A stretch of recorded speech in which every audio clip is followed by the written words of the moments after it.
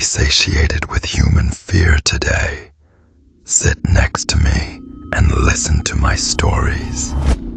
The circus arrived unexpectedly under cover of darkness, its massive tents appearing overnight.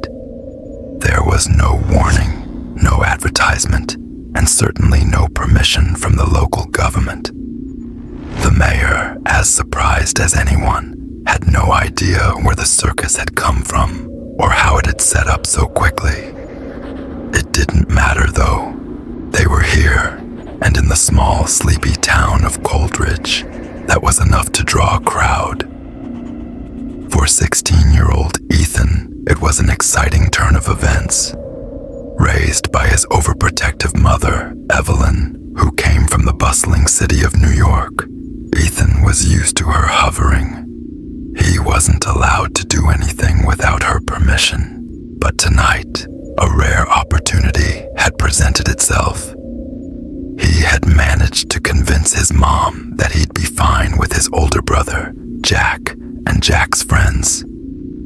Ethan wasn't sure how much convincing it had taken, but when his mother handed him $20 for the evening, she didn't expect him to sneak away to the circus with a group of reckless teens. How much you got on you, kid?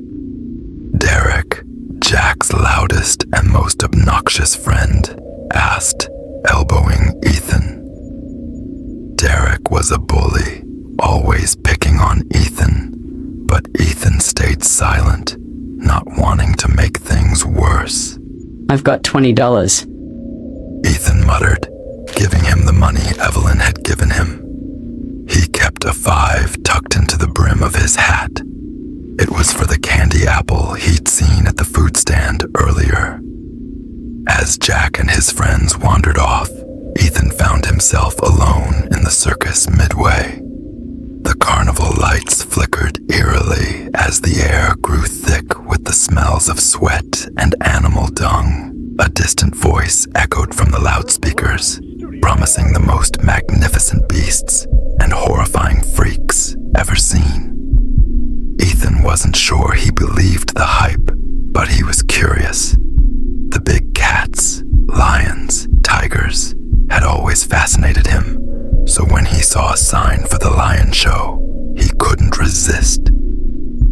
Inside the tent, the smell of sawdust and wild animals was almost suffocating.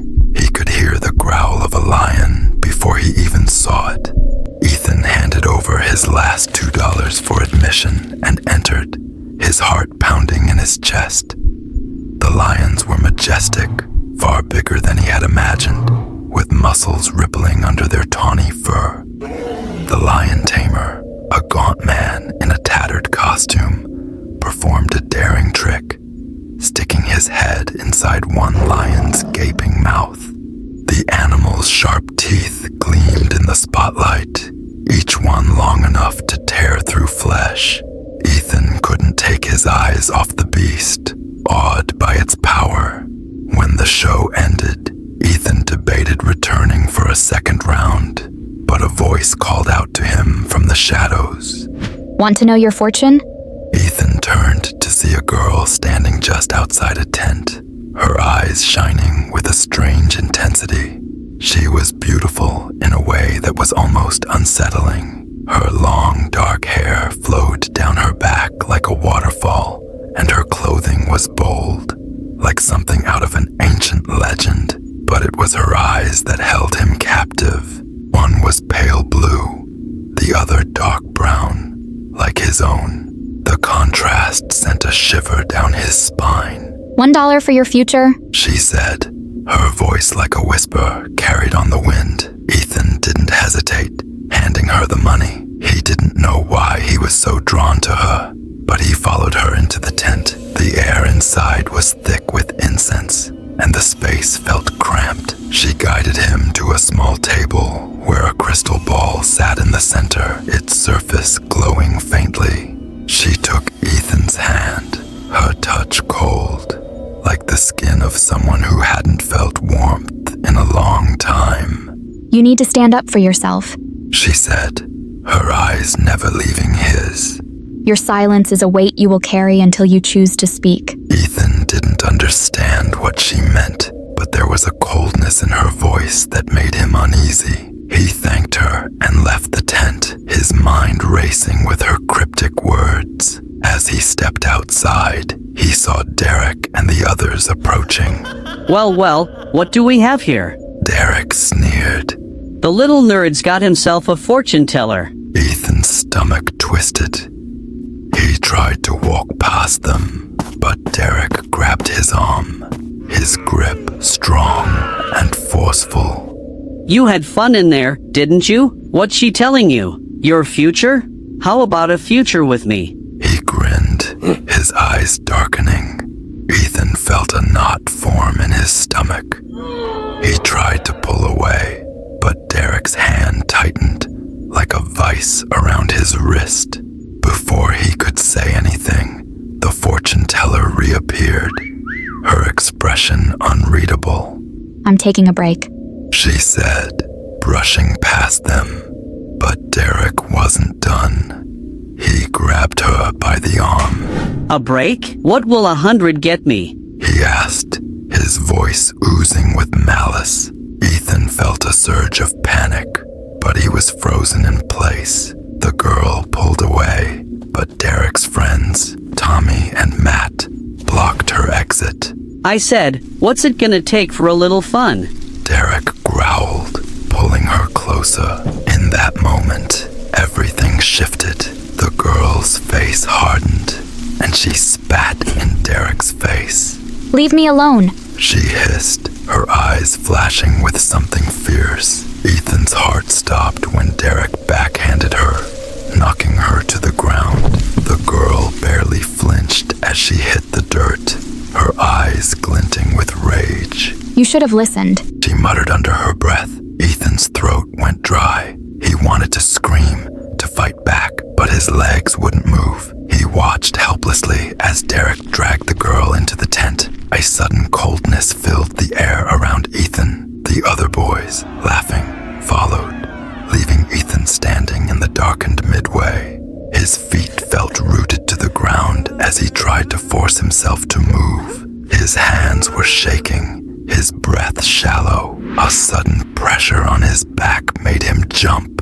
He spun around to find Tommy standing behind him, a knife pressed against his spine. Not a word, Ethan. Tommy whispered, his voice low and menacing. You don't want to end up like her. The minutes that followed were agony for Ethan. The sounds from the tent were muffled, but he could hear the girls' cries and the cruel laughter of the boys. And then, suddenly, there was silence. The absence of sound was more terrifying than anything. When the police arrived 2 days later, Ethan had already retreated into silence. Tommy, Derek, and Matt had their story ready. The girl had been a prostitute who had caused trouble when they refused to pay. They claimed it was her fault, that she had threatened to ruin their lives if they didn't give her money. The local authorities, believing the lies, did nothing. Ethan wanted to tell the truth. He wanted to scream, but he stayed silent. Fear held him captive, and the town didn't care.